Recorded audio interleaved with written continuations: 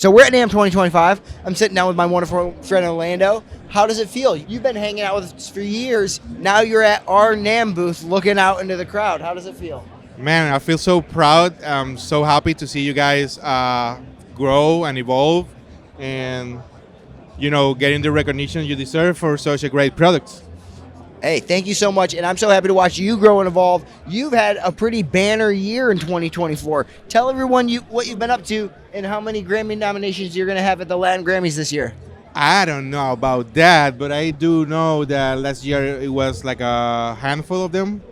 And last year we did Will Smith, that hopefully do some noise this year. And a couple stuff, man. Trying to do record-breaking, record-changing stuff with your tools. Hey, thank you so much, man. And one thing that was a big change for you guys this year is that you got Metric Halo interfaces, correct? Yeah, I did got Leo 8, two of them. Okay. And how do you think that has influenced what you're doing? Oh, tremendously. I mean, it has improved my monitoring setup and situation, and I've been able to hear more clearly throughout the spectrum, but especially high-end detail, mid-range details that I could never perceive before. So clean in the landscape that allows me to add my flavor, my condiments, my salt and pepper, and just also lean back when I don't need to do anything. And it's have improved a lot my workflow and how quick I am able to achieve the results I'm looking for.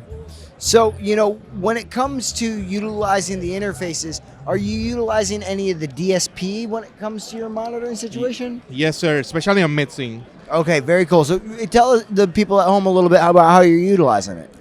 I mix through a summing mixer. That's the only analog gear I use when mixing 99% of the time.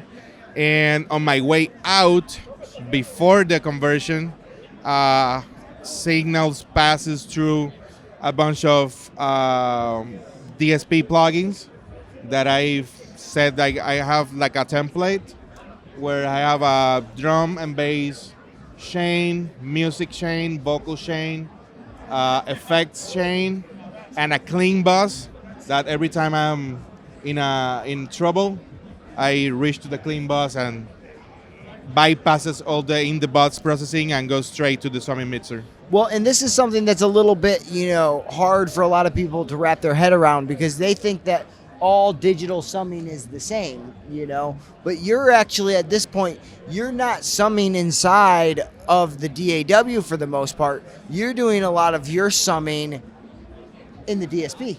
Yeah, correct. And do you feel like that is sonically beneficial to you? Yeah, actually I feel it's safer because I find that I can hit better my analog summing without the risk of clipping and distorting. Actually, on my drum and bass bus, I do like a clipper before conversion, so it's very safe. I can be as colorful or as transparent as I want with the character plugin, for example.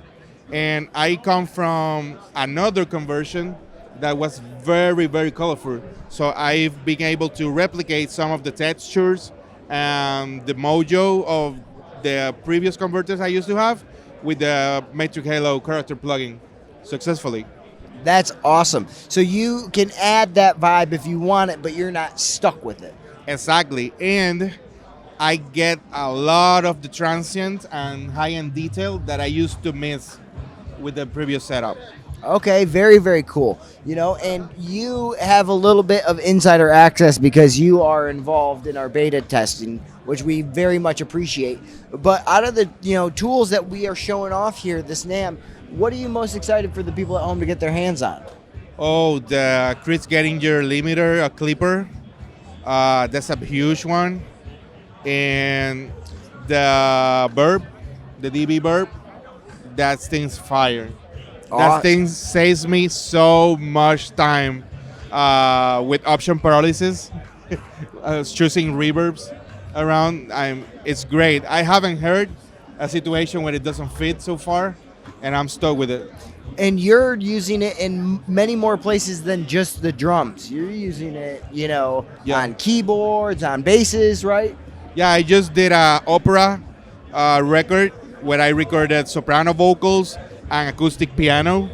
On the acoustic piano, the DB Bird sounded amazing. Although it's kind of a non-natural sounding verb, it made the piano sound more natural, which is crazy, but that's the way it is. Yeah, it's an interesting thing that when you listen in isolation, that may not be the way, but when you listen to the blend of it, it hides itself in a way that it makes it apparent and nice without poking out the way that it does in solo. Yeah, you can feel and hear the texture it's adding, but it's not getting in the way of the instrument or the balance of your mids at all. Amazing, man. Well, thank you so much for coming to do this. I really appreciate No, I you. appreciate it, bro. Thank you. Okay, well, you have a wonderful afternoon, and we'll continue this conversation shortly. Yeah, you bet.